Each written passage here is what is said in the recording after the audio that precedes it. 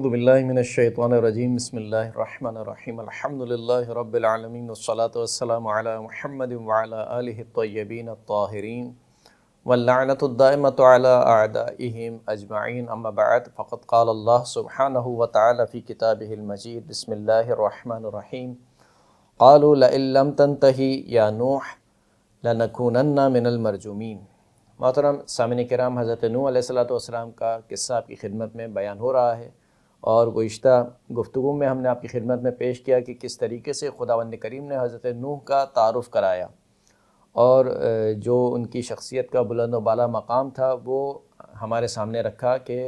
نوح پر سلامتی ہو تمام عالمین میں۔ نوح ہمارے مومن بندوں میں سے تھا، نوح ہمارا شکر گزار بندوں میں سے تھا، اور اسی طریقے سے دیگر جو خداوند کریم نے حضرت نوح کی شخصیت کا تعارف کرایا۔ لیکن افسوس کے ساتھ حضرت نوح علیہ السلام کی قوم نے اس کے مقابل میں جو حضرت نوح پر تہمتیں لگائیں وہ انتہائی عجیب و غریب تھیں۔ حضرت نوح علیہ السلام کی جو قوم تھی وہ بت پرست قوم تھی، اگرچہ کہ ان میں بہت ساری خطائیں پائی جاتی تھیں اور دیگر بھی جرائم کی مرتکب تھی، لیکن جو ان کی سب سے بڑی خطا تھی وہ یہ تھی کہ وہ بتوں کو پوجا کرتی تھیں، کہ جیسے خداوند کریم نے بیان فرمایا کہ وَقَالُوا لا تذرن آلہتکم ولا تذرن ودا ولا سواعا ولا یغوث ولا یعوق ونسرا، کہ ان کی قوم نے اپنی قوم کے افراد سے کہا کہ دیکھو ہرگز اپنے خداؤں کو نہ چھوڑنا، اور ہرگز اپنے بت کو، کہ جس کا نام ودا ہے، ایک بت کا نام ودا تھا، ایک کا نام سواعا تھا، ایک کا نام یغوث تھا، اور ایک کا نام یعوق، اور ایک کا نام نسرا، یعنی باقاعدہ نام لے کر کہا کہ ان بتوں کو نہ چھوڑنا۔ تو بت پرستی میں مبتلا تھی، اور اس کے علاوہ بھی بہت ساری اور خطائیں تھیں، کیونکہ خداوند کریم فرماتا ہے کہ وَمِمَّا خَطِئَاتِهِمْ، خطیئات یعنی جمع کا صیغہ ہے، ان کی بہت سی خطاؤں کے سبب اغرقوا، ان کو غرق کر دیا گیا۔ تو جو ان کی سب سے بڑی خطا تھی، جو جرم تھا، وہ تو یہ تھا کہ یہ بت پرست قوم تھی، اور اس کے علاوہ بھی کئی خطاؤں کی مرتکب تھی۔ اس کے مقابل میں حضرت نوح علیہ السلام نے انہیں توحید کی طرف دعوت دی، ایک خدا کی پرستش کرنے کی طرف دعوت دی۔ لیکن جس طریقے سے ہر نبی پر تہمتیں لگائی گئیں، حضرت نوح علیہ السلام پر بھی تہمت لگی۔ پہلی تہمت کیا لگی؟ فرمایا کہ فَكَذَّبُوا عَبَدْنَا وَقَالُوا مَجْنُونٌ وَازْدُجِرَ، کہ سب سے پہلا کام جو ہوا وہ یہ ہوا کہ حضرت نوح کی تکذیب کی، انہوں نے جھٹلایا۔ یعنی جب باطل کے پاس کوئی دلیل نہیں ہوتی ہے اپنے مدعا کو ثابت کرنے کے لیے، تو وہ جو پہلا الزام لگاتا ہے طرف پر وہ یہ ہوتا ہے کہ تم جھوٹے ہو، اور ہر نبی کے ساتھ یہی ہوا، کہا گیا کہ تم جھوٹے ہو۔ تو حضرت نوح کو بھی کہا کہ تم جھوٹے ہو اور تم پر جنون طاری ہو گیا ہے، یعنی تم مجنون ہو، جیسے کہ دیگر انبیاء پر بھی یہی تہمت لگائی گئی، تم مجنون ہو۔ تو یہ ایک تہمت تھی۔ پھر اس کے بعد جو دوسرا الزام اور دوسری تہمت لگائی گئی وہ اس قوم کے جو اشراف تھے، جو مال و دولت رکھنے والی شخصیات تھیں، ان کی جانب سے تہمت لگائی گئی۔ فقال الملأ الذين كفروا من قومه ما هذا الا بشر مثلكم يريد ان يتفضل عليكم ولو شاء الله لانزل ملائكة ما سمعنا بهذا في آبائنا الاولين ان هو الا رجل به جنة فتربصوا به حتى حين۔ حضرت نوح کی قوم میں سے ایک گروہ نے اپنی قوم سے کہا کہ یہ جو نوح ہے یہ تمہاری طرح کا ایک بندہ ہے، یعنی یہ جو دعویٰ کر رہا ہے کہ میں نبی ہوں اور اللہ کی جانب سے مجھ پر وحی نازل ہوئی ہے اور میں خداوند کریم کی جانب سے کتاب یا صحیفہ لے کر آیا ہوں، یہ سب جھوٹی باتیں ہیں۔ یہ تمہاری طرح کا ایک بندہ ہے، جس طریقے سے تم کھاتے پیتے ہو اسی طریقے سے یہ کھاتا پیتا ہے، جس طریقے سے تم سوتے جاگتے ہو اسی طریقے سے یہ سوتا جاگتا ہے، جس طریقے سے تم شادی کرتے ہو تمہارے بچے ہوتے ہیں اسی طریقے سے یہ شادی کرتا ہے، اس کے بچے ہیں، تو تم میں اور ہم میں کوئی فرق نہیں ہے۔ گویا وہ یہ کہنا چاہتے تھے کہ یہ جو دعویٰ کر رہا ہے کہ میں خداوند کریم کا برگزیدہ بندہ ہوں، خداوند کریم کی جانب سے آیا ہوں، خداوند کریم کی طرف سے وحی مجھ پر نازل ہوتی ہے، صحیفہ لے کر آیا ہوں، یہ سب جھوٹ ہے، اس میں اور تم میں کوئی فرق نہیں ہے، یہ تمہاری طرح کا ایک بشر ہے، تمہاری طرح کا ایک انسان ہے۔ یعنی حضرت نوح علیہ السلام کی وہ قداست کہ جو خداوند کریم نے حضرت نوح کو عطا کی تھی، اس قداست کو گرایا گیا، اور لوگوں کے سامنے یہ ظاہر کیا گیا کہ دیکھو یہ کوئی بڑا بندہ نہیں ہے، کوئی متقی، کوئی پرہیزگار بندہ نہیں ہے، یہ کوئی نبی نہیں ہے، تمہاری طرح کا بشر ہے۔ یہ کیا چاہتا ہے؟ یرید ان یتفضل علیکم،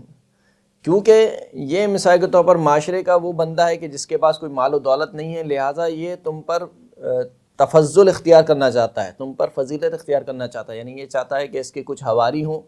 جو جسے کہنا چاہیے اگر میں اپنی زبان میں کہوں تو یہ پیر مریدی والا مثال کے طور پر ایک پروگرام ایجاد کرنا چاہتا ہے کہ اپنے آپ کو جو ہے وہ پیر بنا لے اور تم سب کے سب اس کے مرید ہو جاؤ۔ یہ تم پر تفضل اختیار کرنا چاہتا ہے، شہرت چاہتا ہے، جاہ و منصب کا اس کو جو ہے وہ لالچ ہے۔ یہ دوسری تہمت لگائی گئی کہ یہ جو نوح علیہ الصلوۃ والسلام جو باتیں کر رہے ہیں کہ میں اللہ کی طرف سے نبی ہوں اور وحی لے کر آیا ہوں، یہ کچھ بھی نہیں ہے، تمہاری طرح کے بشر ہیں اور تم پر فوقیت رکھنا چاہتے ہیں، تفضل اختیار کرنا چاہتے ہیں۔ پھر اس کے بعد تیسری تہمت جو لگائی گئی وہ فرمایا کہ قال الملأ من قومه انا لنراك في ضلال مبین، حضرت نوح کی قوم نے حضرت نوح سے کہا کہ ہم تو تمہیں کھلی ہوئی گمراہی میں دیکھتے ہیں۔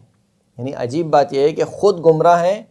اور ایک اللہ کے نبی کو کہہ رہے ہیں کہ ہم تمہیں کھلی ہوئی گمراہی میں دیکھتے ہیں۔ صرف کس وجہ سے؟ صرف اس وجہ سے کہ ان کے ذہن میں یہ کوئی نیا دین لے کر آیا ہے، یہ کوئی نئی بات لے کر آیا ہے۔ ہمارے آباء و اجداد اتنے عرصے سے مثال کے طور پر ان فلاں فلاں فلاں بتوں کو پوجتے ہیں، اور یہ آ کر آج کہہ رہا ہے کہ یہ جو بت ہیں یہ کوئی خدا ودا نہیں ہے، یہ نہ تمہیں کچھ دے سکتے ہیں، نہ تم سے کچھ لے سکتے ہیں، تمہیں کوئی فائدہ نہیں پہنچا سکتے، گویا ہم اس کو کھلی ہوئی گمراہی میں دیکھ رہے ہیں۔ یہ تیسری تہمت تھی۔ اسی طریقے سے ایک اور جگہ ارشاد ہوا فقال الملأ الذين كفروا من قومه ما نراك الا بشرا مثلنا وما نراك اتبعك الا الذين هم اراذلنا بادي الرأي وما نرى لكم علينا من فضل بل نظنكم كاذبين۔ یہ ایک چوتھی تہمت تھی حضرت نوح علیہ السلام پر۔ کہا کہ دیکھو اگر تمہارا دین اتنا اچھا ہوتا اور تمہاری جو دعوت ہے وہ اتنی اچھی ہوتی تو جو ہمارے معاشرے کے بڑے افراد ہیں، اثر و رسوخ رکھنے والے افراد ہیں، مال و دولت رکھنے والے افراد ہیں، وہ تمہاری پیروی کرتے۔ لیکن کیا وجہ ہے کہ پورے معاشرے میں سب کو چھوڑ کر جو معاشرے کے پست افراد ہیں، جن کے پاس نہ کوئی مال ہے، نہ کوئی دولت ہے، نہ ان کو کوئی پوچھتا ہے، پست افراد تمہاری جو ہے وہ پیروی کرتے ہیں۔ یعنی یہ عجیب بھونڈی سی دلیل ہے،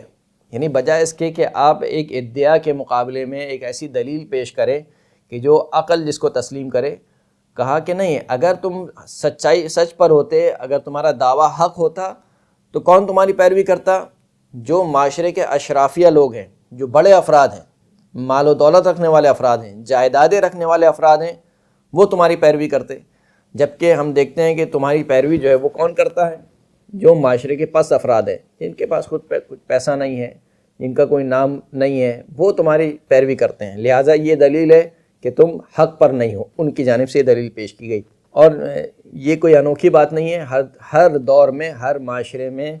اشرافیہ کو صرف اس وجہ سے جسے کہنا چاہیے ایڈوانٹیج دیا جاتا ہے کہ ان کے پاس پیسہ ہے، یعنی خود پیسہ ہونے کو ایک دلیل شمار کیا جاتا ہے، جو کہ انتہائی بونڈی بات ہے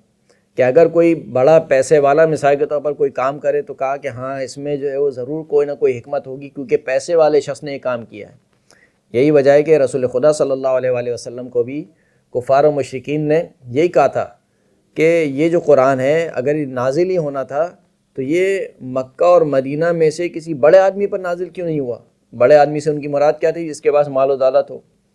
ان پر نازل کیوں نہیں ہوا؟ ایک یتیم بچے پر قرآن نازل کر دیا خداوند کریم نے۔